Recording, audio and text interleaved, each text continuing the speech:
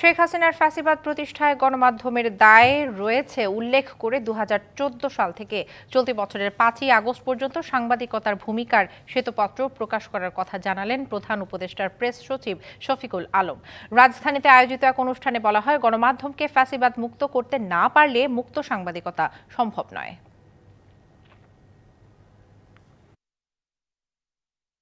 জুলাই আগস্টের গণ অভ্যুত্থানের পর নতুন সরকারের যাত্রা শুরু হতেই আলোচনায় আসে সংস্কারের বিষয়। রাষ্ট্রের বিভিন্ন সেক্টরের সংস্কার উদ্যোগের পাশাপাশি সম্প্রতি কমিশন গঠন করা হয়েছে গণমাধ্যম সংস্কারেও।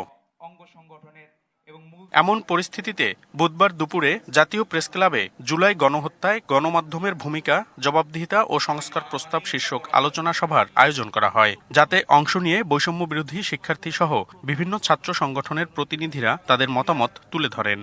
আমাদের অনেক ভাইকে অ্যারেস্ট করছে পুলিশ, হচ্ছে আমাদেরকে তখন সরাসরি লাঠিচার্জ করতে পারছে না, কারণ সেখানে অনেক সাংবাদিক ভাইরা ছিল এবং সেই সাথে সাথে তখন পুরো বিশ্বের কাছেই বাংলাদেশ অন্যতম একটা আকর্ষণের জায়গা। যখন দিগন্ত টেলিভিশন আমার দেশ পিস টিভিকে বন্ধ করে দেওয়া হয়েছিল এবং লেজুর ভিত্তি পরিহার করে সকল সাংবাদিকরা একযোগে তা প্রতিবাদ করতে পারেন নাই, তখন মনে হয়েছিল সাংবাদিকদের কোনো দল থাকতে পারে না, থাকতে পারে সততা এবং ন্যায় নীতি। ফ্যাসিস্ট রেজিমে দেখেছি তাদের সকল কর্মকাণ্ডই ছিল দেশ বিরোধী। তখন এই পুলিৎজার এবং হার্স্ট শুধুমাত্র ট্রেলার দেখিয়েছিলেন। অনুষ্ঠানে সংস্কার কমিশনের সদস্য সৈয়দ আফদাল হোসেন বলেন, গণমাধ্যমকে ফ্যাসিবাদ মুক্ত করতে না পারলে মুক্ত সাংবাদিকতা সম্ভব নয়। আওয়ামী লীগের বিচার যদি আমরা না করতে পারি তাহলে এই ফ্যাসিবাদ কখনোই মুক্ত হবে না। তাই আসুন আমরা এই দাবি সবসময় সোচ্চার করি যে ফ্যাসিবাদ মুক্ত বাংলাদেশ করতে হলে, মুক্ত গণমাধ্যমের বাংলাদেশ করতে হলে ফ্যাসিবাদকে যে কোনো মূল্যে রুখে দিতে হবে। মাঠের অলরাউন্ডার আমি, আর ঘরের অলরাউন্ডার টাইলক্স।